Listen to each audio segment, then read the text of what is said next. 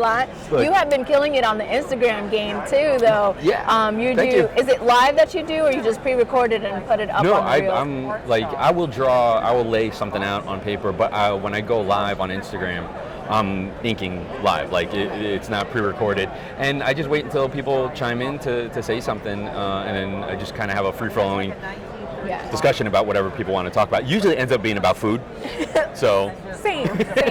I stream, and usually when I'm playing the video games, people just want to talk about food. Like I'm just like, I'll never not talk about food. Right. I love food, so it's amazing. But I like seeing your Instagram reels and stuff like that because I don't know what it is about the way you draw and ink everything. It's just so soothing. So sometimes when I'm cooking my dinner, food related, of course, I just put it up so that way I can glance over, and it just puts me in a nice Zen mode. So it's that. Thank you for saying that, and I'm glad that you get something out of it, because a lot of the times, like, I'm a professional freelancer, so it's a very like insular sort of existence, and I put stuff out there through social media, and you get the likes and that kind of feedback, but there's not a real sort of like back and forth or understanding of what it does for people. So when I do the lives and people chime in, that's great. One kid, he was like 24, but he as I was drawing, he was like, "Oh, I'd like to draw with you." I said, "Yeah, all right, fine." I not knowing what he was talking about, I was like, "Yeah, go grab a pencil, come draw with me." And then a little thing popped up, and you can people can come in and draw. And it ended up being one of the more fulfilling experiences on social media, because this is a kid that was 24 years old, starting out, was living in Belgium, and just wanted to talk to another artist. And I was able to he was free to ask me like my influences and that kind of stuff.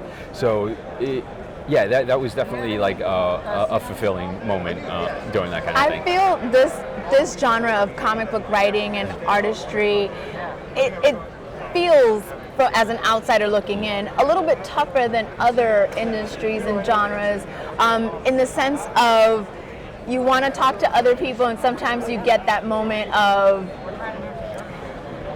a wall up.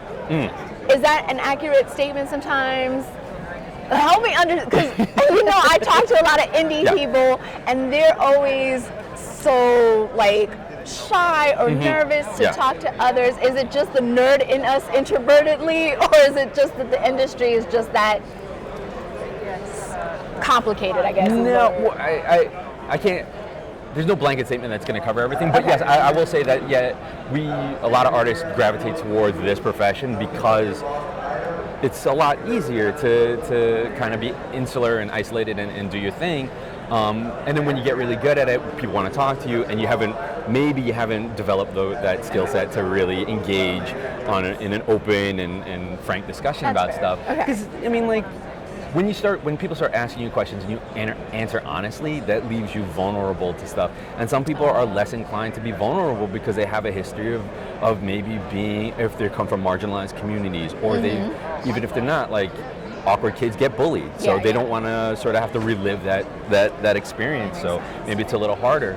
So I try and be a little more understanding when I hear. I've had kids come up this show that are like, "Thank you for your time. I really appreciate it. I've tried to talk to other people, and I don't really get a lot out of it because they're dismissive or like difficult to talk to." And sometimes it's like, you have like old pros that have a line that goes around a couple of booths, so it's just not. Now a show like this might not be conducive to that conversation. Yeah, but it could start the conversation. It could start the conversation, and then carry it over exactly. somewhere, So I try to make myself available to anybody. Like, luckily, I don't have a line. No, don't let him fool you, because every time I've come around, there's like 100 people, and I'm just like, I'm never gonna get to really talk to Glenn.